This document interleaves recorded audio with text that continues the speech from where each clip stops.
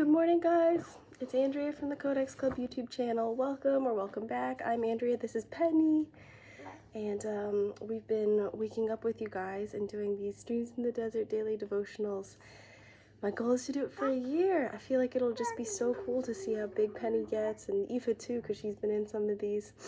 I don't mean to like film them all, but they are here. So it's my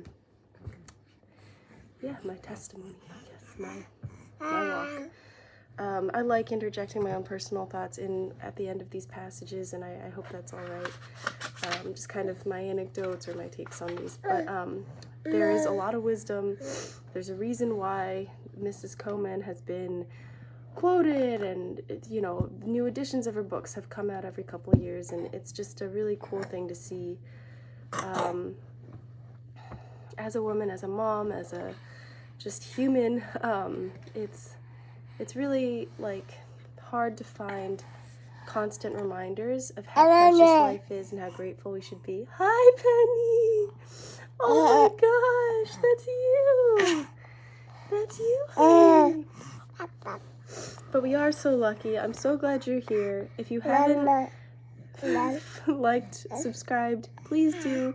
So I know that, you guys are there, and if you have input, like I love reading the comments and just feeling like connected with you guys. So follow along, and let me know what you like, what you don't like. All right, I'll get started. Okay, April 21st.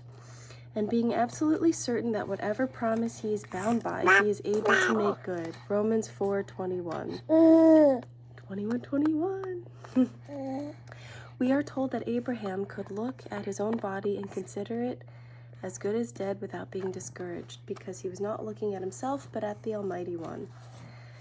He did not stagger at the promise, but stood up straight, unbending beneath his mighty load of blessing. Instead of growing weak, he waxed strong in the faith and grew more robust. The more difficulties became apparent, glorifying God through his very sufficiency, and being fully persuaded, as the Greek expresses it, that he who had promised was, end quote, not merely able, but, as it literally means, abundantly able, munificently able, able with an infinite surplus of resources, infinitely able to perform. Hi, honey. He is the God of boundless resources. The only limit is us. Our asking, our thinking, our praying too small. Our expectations are too limited.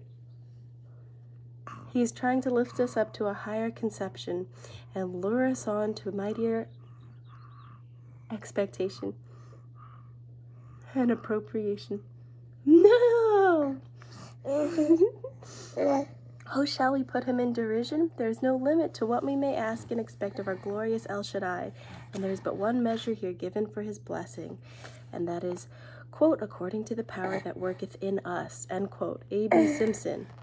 Climb to the treasure house of blessing on the ladder, made of divine promises. By a promise as by a key, open the door to the riches of God's grace and favor. Guys, dream big, really. Don't settle. I have been guilty of praying too small. It's very trendy nowadays to talk about like manifesting what happens, but really, if you can see it, it can happen. And so much of what our dreams are inspired by what we read, what we see, the media we take in, the friends we have, the advice that we're given. So I want to challenge you to look for bigger dreams. Don't just accidentally see something on the TV and think, oh, I could do that. Search out what you're interested in. Really see what you could be good at. I mean, the world is full of wasted potential. And so I really hope that if you're watching this, that you are able to be your best self when it comes to even just dreaming who you want to be, because dreams do become real. And yeah, it's really important that we surround ourselves with positive things that are going to grow us and not limit us. A lot of us, we still have the same friends that we grew up with, and we often say like, oh yeah, like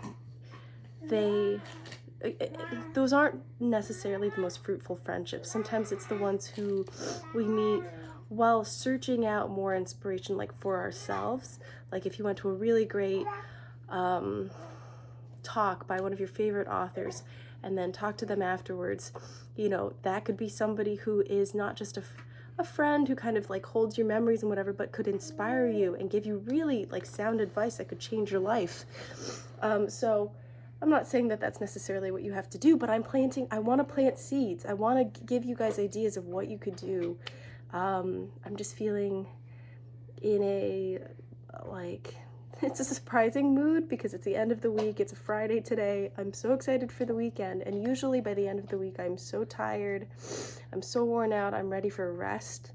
And rest is so important. And waiting on God is so important.